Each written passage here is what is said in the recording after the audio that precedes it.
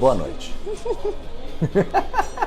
Você sabia que eles fizeram uma pesquisa uma vez no Brasil e parece que não sei quantos por cento da população respondia, dava boa noite também para o William Bonner quando ele abriu o Jornal Nacional? Hoje a gente vai falar sobre a Terra Prometida e ninguém melhor do que meu querido amigo Márcio para contar sobre toda a experiência dele em Israel pra gente. Quando é que você teve conhecimento da sua origem israelense? E quando surgiu, quando você despertou realmente o interesse de se aprofundar e de ir para Israel? Tá. Acho que primeiro a gente pode contextualizar da seguinte forma. Existe uma diferença entre a nacionalidade e a religião. Então, assim, eu me tornei israelense só em 2015, mas eu sou judeu por família, pela minha família. Então, assim, eu sou filho de pai e mãe judeus e nasci dentro desse contexto. Os dois lados da minha família não vieram do Brasil, não são brasileiros. Por parte de pai, a minha família é libanesa. Por parte de mãe, a minha bisavó, ela é ucraniana. Nossa. De Kiev. Mas, independente da nacionalidade, os dois lados da família são judeus. Fora de Israel, existe uma série de programas que são patrocinados pelo Estado de Israel ou por outros judeus ao redor do mundo com uma condição financeira muito, muito boa, que eles patrocinam esses programas, patrocinam judeus, pessoas, adolescentes, geralmente até 30 anos de idade, para passarem um mês em Israel. Existem outros programas educativos, etc, mas esse especificamente, que se chama Taglit, que foi o que eu fiz, que eu conheci Israel, enfim, eles apresentaram inúmeros benefícios que o Estado dá para aqueles que decidem emigrar, fazer aliá, que é o que a gente chama. Aliá significa retorno, é um direito de todo judeu que não mora em Israel de retornar à sua terra natal. Qual foi o seu sentimento e como foi a receptividade? Só me mudei para Israel em 2015 e a vontade nasceu lá na minha primeira viagem em 2010. Sim, quando eu cheguei lá foi muito especial, porque ao mesmo tempo que deu um alívio, eu falei, é agora ou nunca. Ou dá certo ou vai dar errado, ou vou ter que voltar, não sei, enfim. Mas só que a estrutura é muito legal, assim, o governo ele te dá uma estrutura, existe um pacote de benefícios para quem está se mudando. Você recebe uma espécie de Bolsa Família. Assim que você chega, você recebe no aeroporto você recebe um salário por 6 meses. Sim. Que o governo te paga. Sim. Então você chega no aeroporto, você recebe o primeiro salário, você aterriza, chega, entra numa salinha. O que já é um conforto ali para quem realmente não sabe o que vai ser o amanhã lá dentro. Exatamente, inclusive para aqueles que não têm possibilidade de vir, ou melhor, de ir a Israel com um certo suporte financeiro. Claro. Quais foram os desafios? Foi um lugar que realmente te desafiou? Acho que o maior desafio da minha mudança, eu posso dizer, foi, de fato, entrar no mercado de trabalho da forma como eu gostaria. Eu planejei uma coisa, eu tinha um plano, óbvio, eu fui aberto a tudo, porque quando você se muda de país, você não pode ir com restrições. Né? Então, assim, meu primeiro trabalho lá foi segurança de um cemitério. Eu era segurança no cemitério. Então, assim, eu tinha uma posição, eu era advogado, tributarista, numa multinacional no Brasil, e eu saí meu primeiro emprego. Os primeiros 3 meses eu era segurança de um cemitério. Mas eu chego a arrepiar. Entendeu? Eu acho incrível, Márcio, essa transição sua de você ter realmente se entregado tanto para essa meta que você tinha que cumprir na sua vida, para esse objetivo que você tinha, que era maior do que qualquer coisa, não te impediu de realmente romper barreiras que a gente, por ser brasileiro também, a gente tem uma certa vaidade. Nós somos uma cultura de vaidade. Bastante. E é muito difícil pra gente, às vezes, que veio de uma situação, de uma moradia legal, de uma escola legal, se vê de repente numa situação que você tem que fazer um trabalho ali que você nunca imaginava, porque você dedicou tantos anos a estudo, à universidade, e existe um choque muito grande. Exato. Mas você tem que deixar tudo para trás. Essa transição, se você não tivesse passado por isso, talvez você não seria hoje o homem que você é. Sim, eu acho que foi importante para que eu deixasse alguns tabus, alguns preconceitos de lado. Eu me orgulho dessa passagem, entendeu? Acho que me fez crescer bastante. Eu conheci pessoas que eu jamais pensei na minha vida, trabalhando no cemitério. E daí do cemitério, você conseguiu, depois disso, um outro trabalho em Israel, né? E aí, assim, dali eu posso dizer que eu tive uma sorte muito grande, porque um dos maiores escritórios de advocacia do país estava procurando um advogado brasileiro para um caso entre uma empresa israelense e uma multinacional, uma empresa grande do Brasil. Acho que tudo estava em português.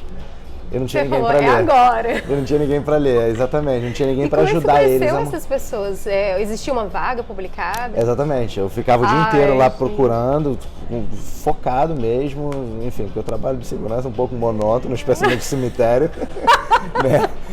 É um pouco monótono, eu diria. E foi dali que as coisas começaram a andar, assim, e fluir de uma forma muito interessante. Assim.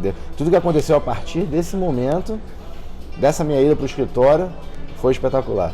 Como foi a cultura israelense e a religião judaica entrando como parte da sua rotina? O meu vínculo com a população, com o judaísmo em geral. Eu acho que isso mudou em mim desde que eu me mudei para Israel. Assim, eu passei a entender mais as dificuldades, enfim, em ser um judeu, ainda com resquícios do que aconteceu na Segunda Guerra Mundial. Então eu me interesso mais pelo que está acontecendo. Existe muito antissemitismo ainda no mundo, especialmente na Europa. Ele vem crescendo hoje em dia, de novo. Com relação à religião, foi desde o início.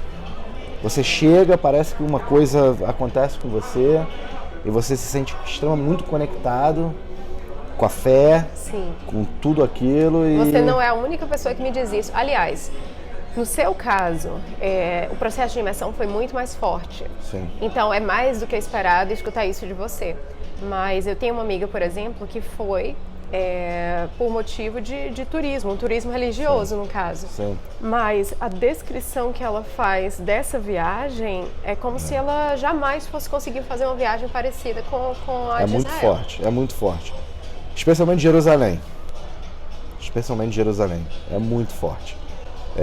Quando você entra na cidade velha de Jerusalém, é como se você estivesse entrando numa cidade cenográfica. Porque não entra carro, ainda é a cidade cercada pelo muro da época do rei Davi, que foi quem construiu os muros, as muralhas que cercam a cidade.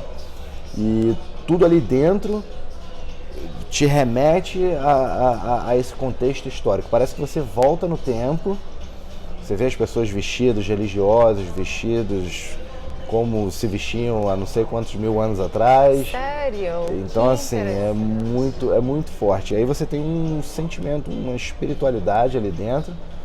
Nós judeus, a gente tem escrito na Bíblia que todo judeu tem que ir pelo menos uma vez na vida a Israel, ainda que não viva lá.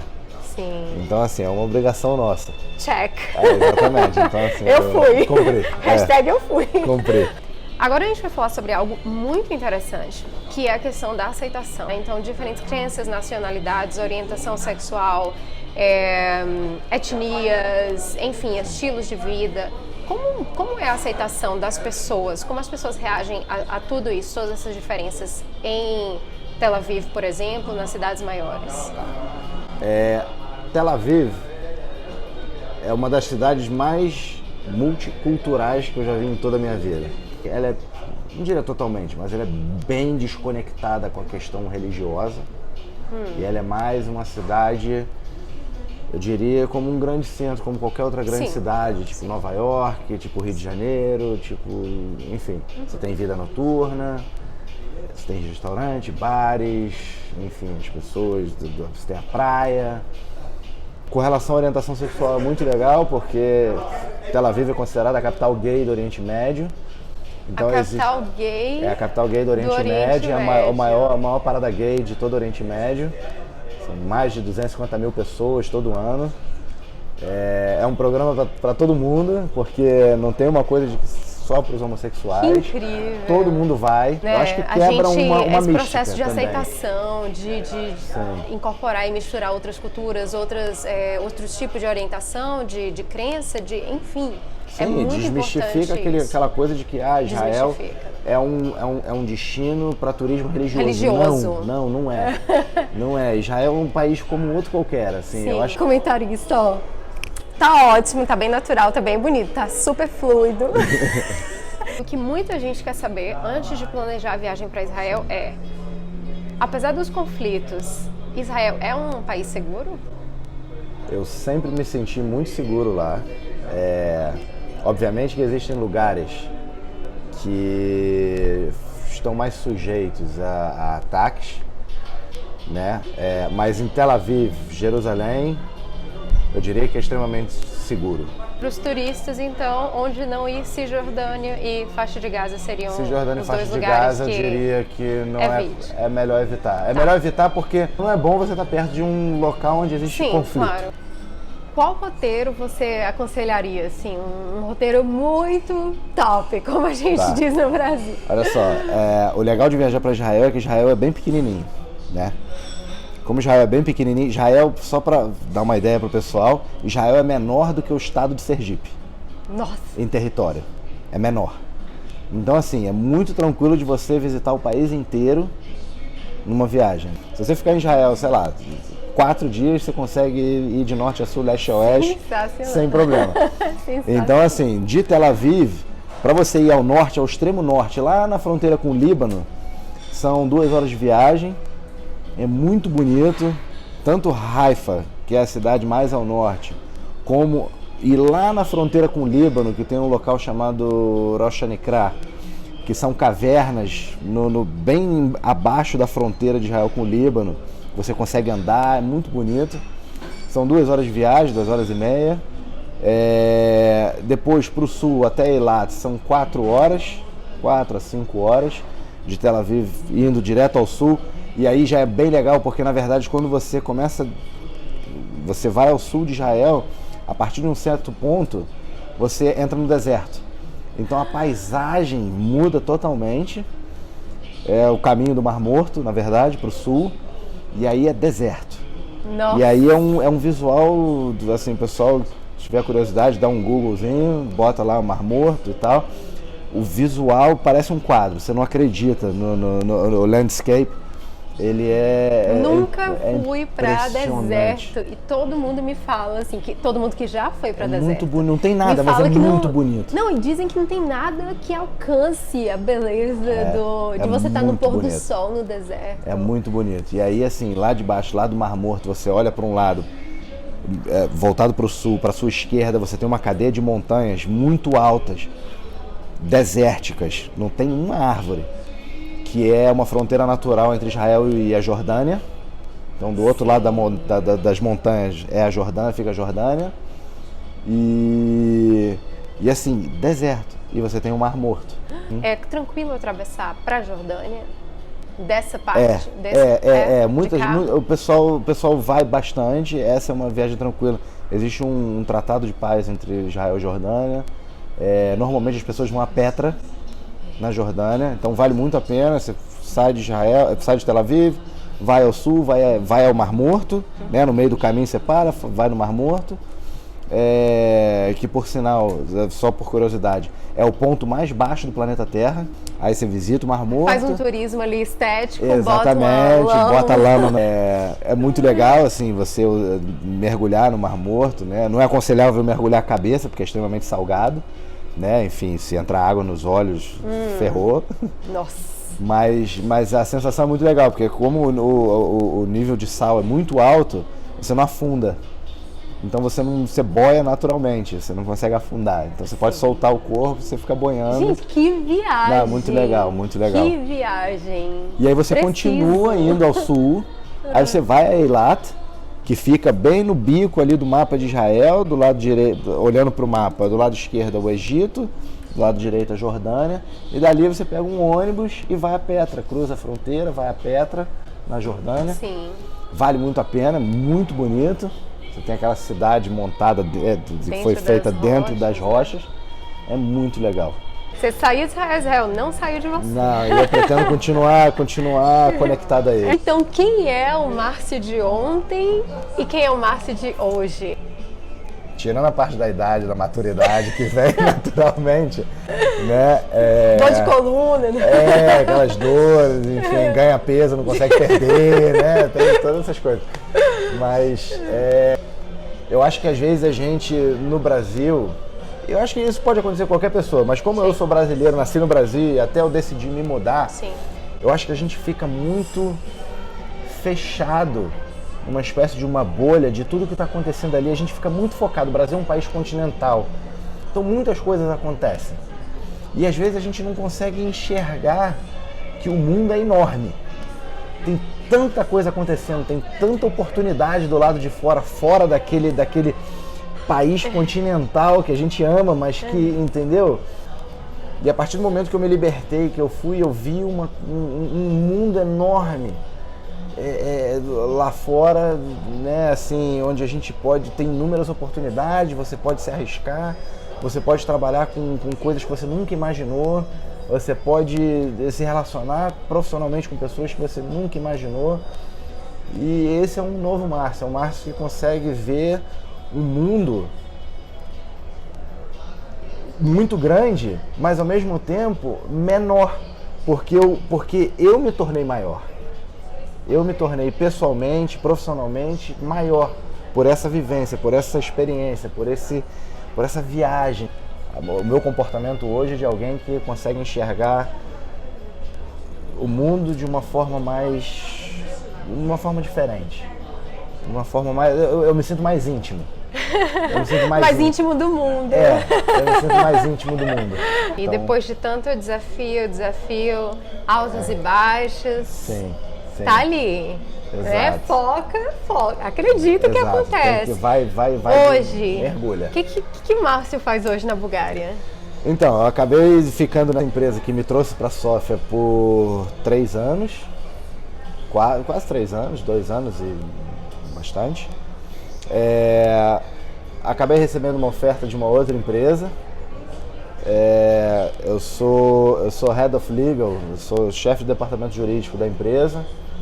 Hoje eu me considero, depois de todas as experiências, eu tenho uma experiência com direito internacional, eu diria, né? Enfim, atuei num escritório de advocacia em Israel, hoje atuo também como chefe de departamento jurídico de uma empresa aqui em Sófia, lidando com legislação, com direito em várias jurisdições diferentes, porque é uma empresa multinacional, está presente em diferentes países. O mais interessante é que as duas empresas que eu tive experiência, uma eu estou trabalhando atualmente, e a empresa que me trouxe para a Bulgária, as duas são empresas israelenses.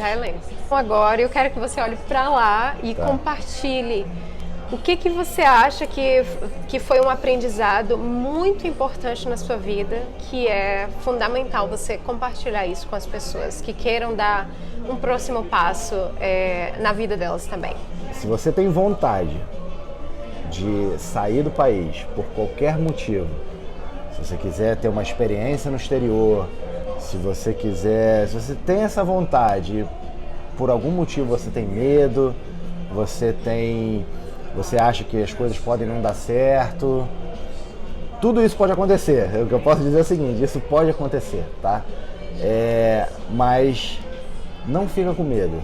Se você tiver aquele sentimento de que pode dar certo, vai, larga, se demite, muda a sua vida e que a chance de dar certo também é grande. Então assim, a maior probabilidade não é de dar errado. Se você se dedicar, se você planejar, se você pensar exatamente naquilo que você pode fazer, vai dar certo. É isso. Bom, amou essa experiência, assim como eu?